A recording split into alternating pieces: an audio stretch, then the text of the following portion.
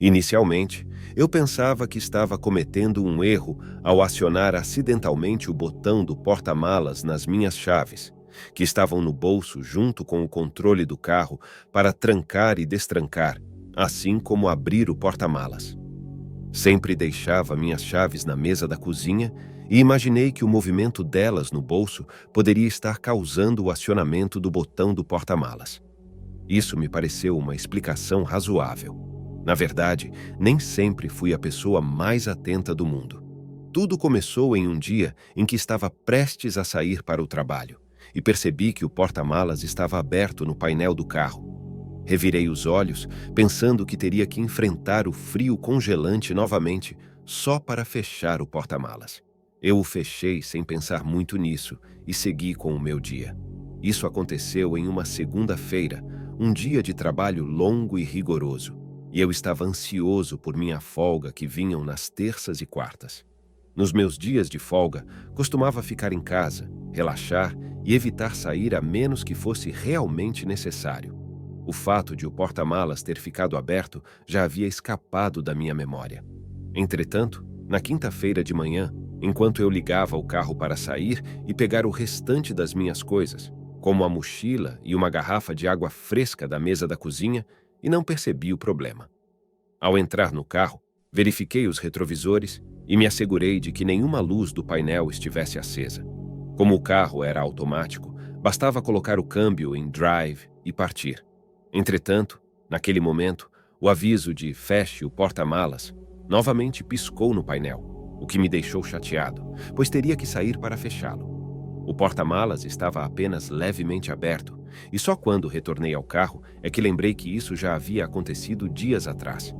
Eu o atribuí ao meu jeito desajeitado, pensando que era apenas um hábito meu.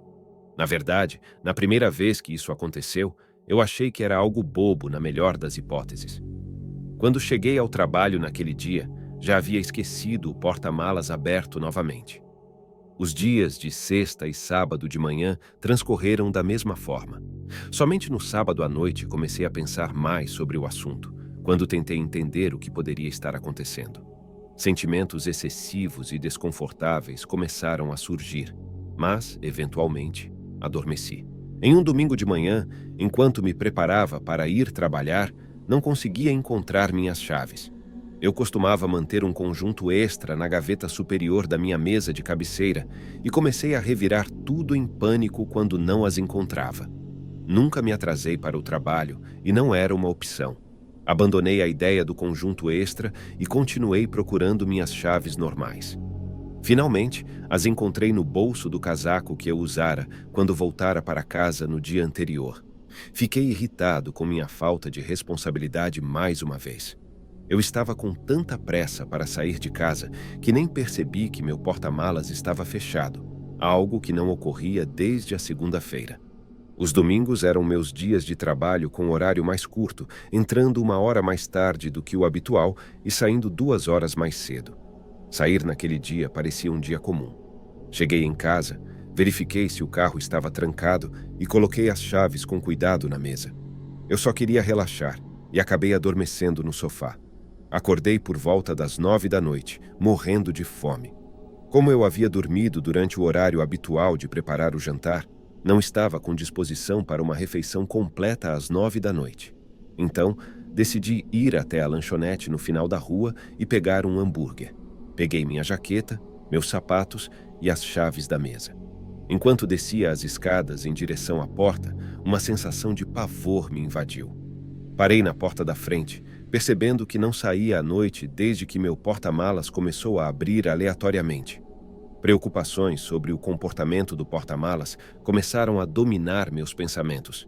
Talvez a escuridão tornasse tudo mais sinistro do que realmente era.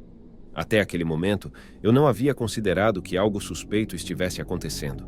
Dizem que é importante ouvir o instinto, e fico feliz por tê-lo feito. Caminhei até o meu carro, mas desta vez verifiquei o porta-malas primeiro. Estava levemente aberto. Acendi a lanterna do meu celular e iluminei o interior do porta-malas. No início, parecia vazio, mas ao me inclinar para olhar mais de perto, fui surpreendido por um leve brilho. Ao focar a luz do meu telefone nesse ponto, percebi que era uma câmera de vídeo. Ao lado dela estavam minhas chaves sobressalentes. Retirei as chaves e as coloquei no teto do carro. Não me aventurei a verificar o resto do porta-malas, apenas o fechei e tranquei o carro imediatamente. Voltei para dentro com a câmera e minhas chaves. A câmera de vídeo estava desligada, mas havia um cartão SD nela. Retirei o cartão e o inseri no meu notebook. Minha tela logo se encheu de fotos, e todas eram de mim. Havia centenas de fotos minhas tomando banho, comendo, assistindo TV e dormindo. Algumas eram fotos inocentes, mas a maioria era invasiva, capturando momentos que deveriam ser estritamente particulares. Alguém estava me perseguindo, e as datas nas fotos indicavam que isso estava acontecendo há meses. Imediatamente, liguei para a polícia e mostrei todas as imagens. Eles pegaram o cartão e realizaram uma busca completa na minha casa. Foi durante a revista no meu carro que tudo começou a se encaixar.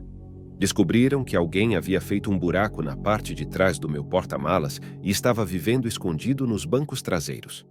Além disso, descobriram que essa pessoa havia instalado pequenas câmeras ao redor da minha casa.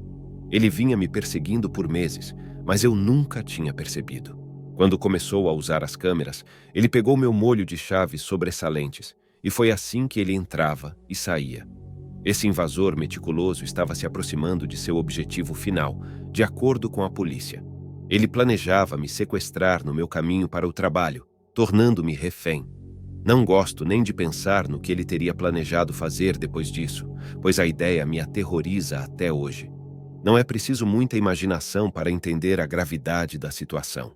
O fato de deixar o porta-malas aberto foi um acidente, e ele começou a ficar mais descuidado ao instalar as câmeras e sair do porta-malas, escondendo-se atrás da minha casa até que eu saísse para, em seguida, instalar as câmeras e sair antes de eu voltar. Ele acabou deixando o porta-malas aberto, provavelmente acreditando que o fechara silenciosamente.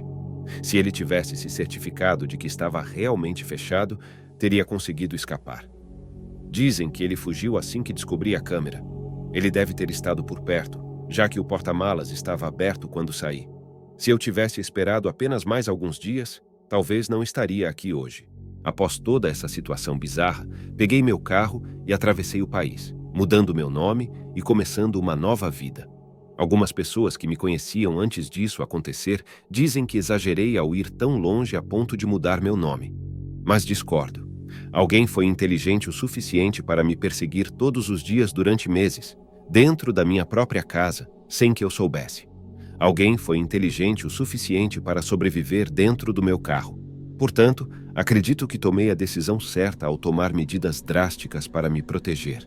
Não posso dar a menor suspeita a ninguém. Se alguém foi esperto o suficiente para fazer tudo isso, então eu também tenho que ser mais esperto. Preciso estar um passo à frente, e enquanto essa pessoa não for encontrada, continuarei vivendo o estilo de vida que adotei. Vou manter meu novo nome, manter o novo emprego e, ocasionalmente, exagerar. Às vezes, me pergunto o que teria acontecido se eu tivesse verificado o porta-malas muito antes.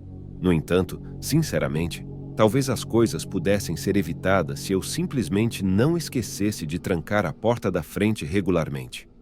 Se inscrevam no canal, deixem o like e até mais.